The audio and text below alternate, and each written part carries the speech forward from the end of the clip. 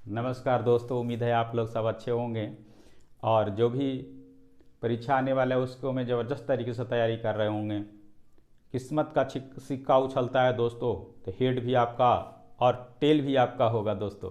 इसलिए मेहनत करिए, ज़बरदस्त मेहनत करिए। किस्मत ज़रूर आपका साथ देगा, लेकिन किस्मत तभी साथ देता है जब आप मेहनत करिएगा। ठीक है, चलिए बीएसएससी का अभी एक नया अपडेट आया है। उसमें आया ये है कि बीएसएससी, ठीक है, इसमें अपडेट ये आया है कि हम लोग का जो एग्ज़ाम हुआ था उसमें जो मॉर्निंग वाली शिफ्ट था, सबसे पहला दिन का मॉर्निंग वाला शिफ्ट, ठीक है, उस एग्ज़ाम को कैंसिल कर दिया गया है। कारण जो भी हो, ठीक है, उस पर हम लोग को नहीं जाना है। प्रश्न लीक किया नहीं किया, क्या हुआ, उस पर कुछ नहीं करना है। हम लोग को केवल सिर्फ और सिर्फ साइट चेक करते रहना है। एडमिट कार्ड लोड कर दिया जाएगा। मार्च में एग्ज़ाम लेने की संभावना है। ठीक है, तो ये हम लोग को ध्यान में रखना है और साइट को हम लोग हमेशा चेक करते रहना है। ठीक है, ये चीज़ को हम लोग को ध्यान रखना है बस। अब चलिए, हम लोग को एग्जाम्स में जो प्रश्न पूछे जाते हैं उसमें बहुत सारे प्रश्न ऐसे होते हैं जो आयतन अनुपात में दिया हुआ है, भुजा भी निकालना है अनुपात में, त्रिज्या अनुपात में दिया हुआ है, उसका आयतन निकालना है, ऊंचाई दिया हुआ है अनुपात में, उसका आयतन भी अनुपात में निकालना है। तो इस तरह से प्रश्न दिए हुए रहते हैं और उसको हम लोग अनुपात में ही निकालने के लिए उसका आंसर दे देता है। तो ऐसे प्रश्नों को कम समय में कैसे हल करेंगे, जल्दी से जल्दी कैसे हल करेंगे, उसके लिए इस क्लास में देखिए। जैसे मान लिया जाए कि किसी बेलन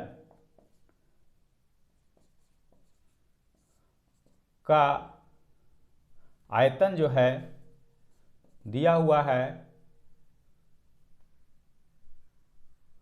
5/25, ठीक है, निकल करके आया, और ये 125 लिख लेते हैं। दूसरा बेलन है, दूसरा उसको में दिया हुआ है 216। इस तरह से दोनों का आयतन निकाल करके दिया हुआ है। अनुपात कहने का मतलब हम समझा रहे हैं। ठीक है, ये दोनों का अनुपात है 125/216। ये आ गया दोनों बेलन का आयतन V1 और V2। ठीक है, ये दोनों बेलनों का आयतन इस तरह से दिया हुआ है।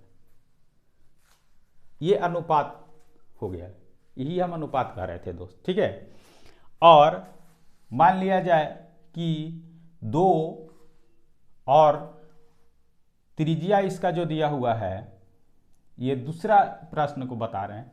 जैसे मान लिया कि कोई प्रश्न लिखा हुआ उसमें त्रिज्याओं का अनुपात 1:3 है और ये त्रिज्या का अनुपात हो गया R1 और R2 का अनुपात हो गया। दूसरा में इसी प्रश्न में सेकंड प्रश्न मान लिया कि ये पहला वाला में इस तरह से हो गया, अनुपात दिया हुआ रहेगा तो इस तरह से ही लिखेंगे। अब दूसरा वाला में कह रहा है कि H1 और H2 ये दोनों का अनुपात जो दिया हुआ है 2:4 दिया हुआ है। अब हम किसको निकालना है, क्या आयतन का अनुपात निकालना है। तो कैसे निकालेंगे जल्दी से, बेलन है दोनों, ऊपर वाला ही बेलन था, नीचे वाला ही बेलन है। अब इसको बेलन का आयतन हमको निकालना होगा, अर्थात कि V1/V2 निकालना है हमको।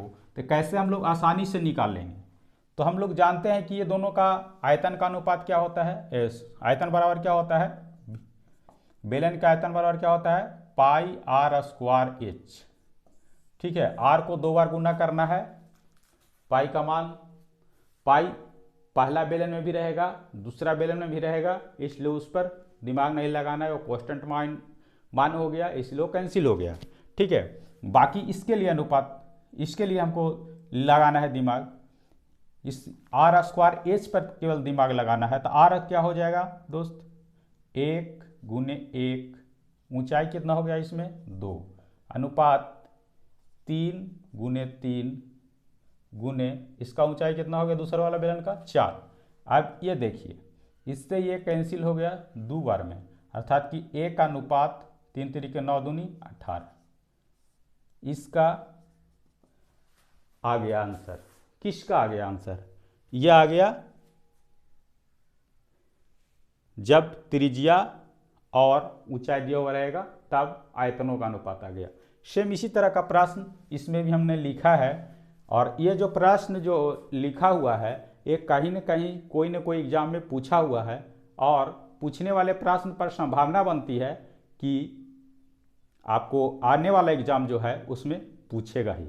ठीक है, चलिए इससे पहले जो इस प्रश्न जो लिखे हैं वो इसके पीछे कारण ये है कि थोड़ा बड़ा लिखे हैं। पिछले वाले क्लास में कम ये आ रहा था, परेशानी हो रहा था कि दिख नहीं रहा था, दिखाई नहीं दे रहा था, लेकिन हमने देखा उसको तो 760p करके अगर YouTube का वीडियो क्वालिटी है, रिजोल्यूशन है वीडियो का जो देखने का, वो 760 करके देखिएगा तो आपको क्लियर दिखेगा, कोई परेशानी नहीं होगी।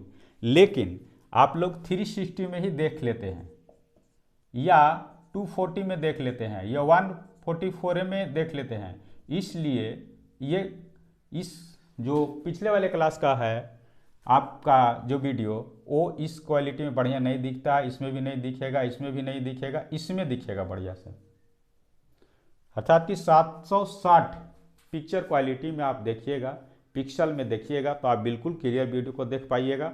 अन्यथा बाकी वीडियो बाकी जो पिक्चर क्वालिटी है उसमें नहीं देख पाइएगा, अर्थात कि 760 से ऊपर वाले में आप आसानी से देख पाइएगा।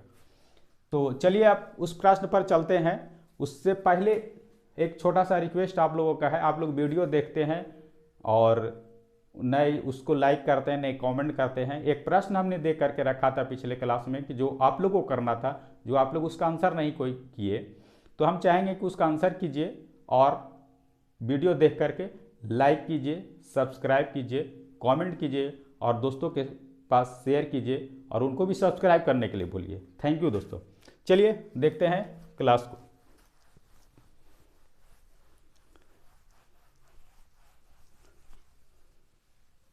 इसमें बेलन घन दिया हुआ है, तो घनों का भुजाओं का अनुपात दिया हुआ है।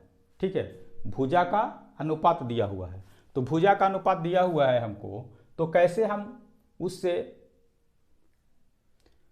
भुजा का अनुपात कैसे निकालेंगे? आयतन दिया हुआ है तो भुजा का अनुपात निकालना रहेगा तो A1 बटा A2 लिख देते हैं ताकि समझने में आसान होगा। ठीक है, तो ऊपर है 27 और नीचे है 1, ये दोनों को घनमूल निकाल दीजिए, सीधा सीधा, कुछ नहीं करना है। जब आयतन दिया हुआ रहेगा तो हमको भुजा निकालना रहेगा, तो घनमूल हमको निकालना है जो मान दिया हुआ रहेगा, तो उसको इसका ये निकालेंगे तो 3:1 हो जाएगा। 27 का घनमूल निकालेंगे 3 आएगा और 1 का घनमूल निकालेंगे 1 आएगा, अर्थात कि 3:1 हो गया। दूसरा वाला प्रश्न है, यदि दो ठोस घनों के आयतनों में 27 और 64 का अनुपात है तो उसका संपूर्ण पृष्ठ क्षेत्रफल का अनुपात निकालना है।